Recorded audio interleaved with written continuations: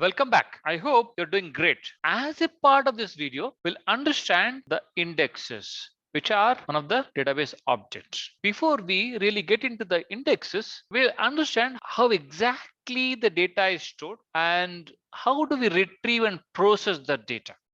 Let us say you write a query, select star from EMP. It is in a way you are retrieving and processing the data, right? Whenever processing comes into picture, that processing is done by CPU. That is central processing unit.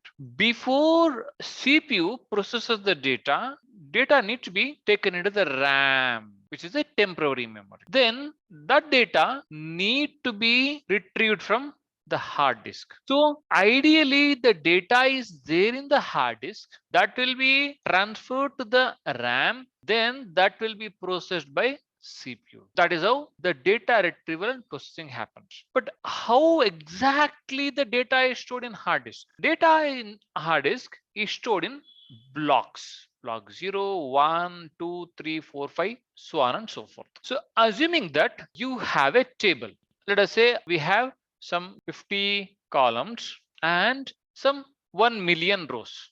So these million rows are stored in different blocks. It may not be stored in the same block.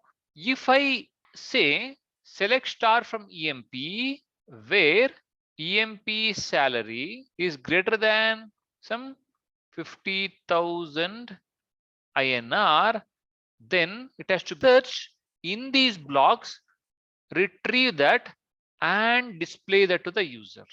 So whenever we write a query, the retrieval process involves going and locating the data in a hard disk.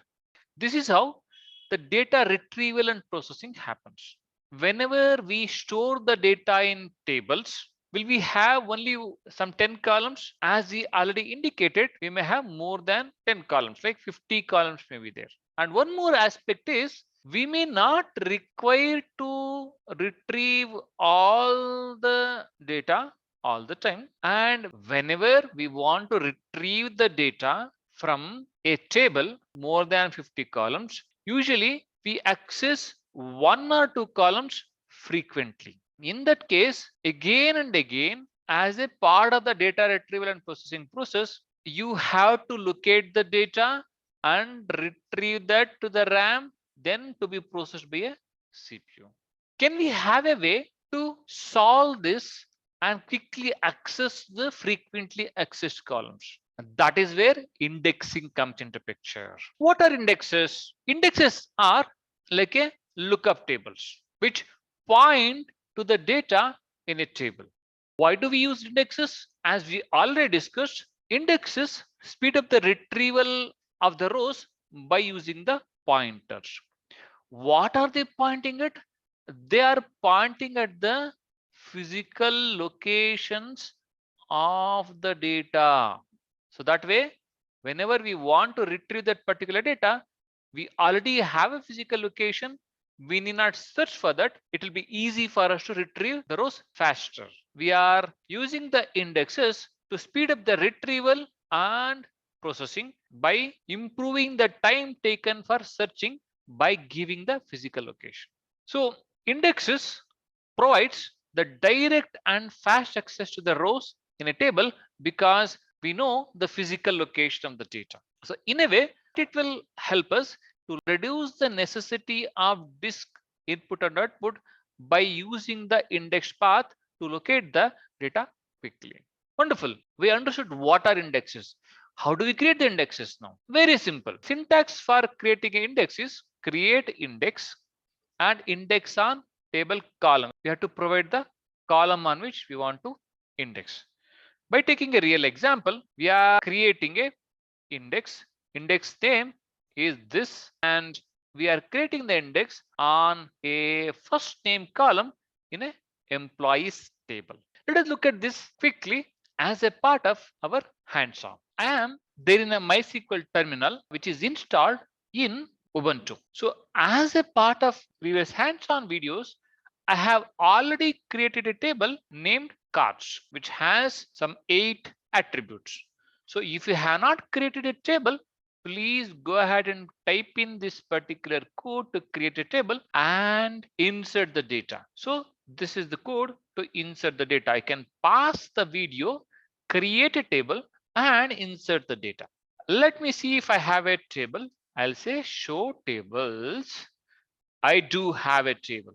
Let me see what is the data in this table. Select star from cards. So we do have the data. Let me go ahead and describe this. Describe cars. Look at this. We have all these attributes right from car ID until purchase. And then these are the data types. We do have provided the constraint like we should not allow us to accept the null values, and car ID happens to be a primary key. So this is the structure of our table. What do I want to do now is I want to go ahead and create an index on one of the columns from the cars table. How do I do that? Very, very simple. I'll say create, then index, and I'll provide the index name on the table and the column name on which I want to create the index. Let's go ahead and do this. Done. But how do I know index is created? All you got to do is if you go and say describe cars, can see a indication of index creation with this particular MUL in the key column of the schema. So if you want to retrieve the data on a car name column in any of your future queries, it will be faster. In this case, since we have very, very less data, we may not feel the much difference. But whenever you have a data of more than million records, you will definitely see the difference.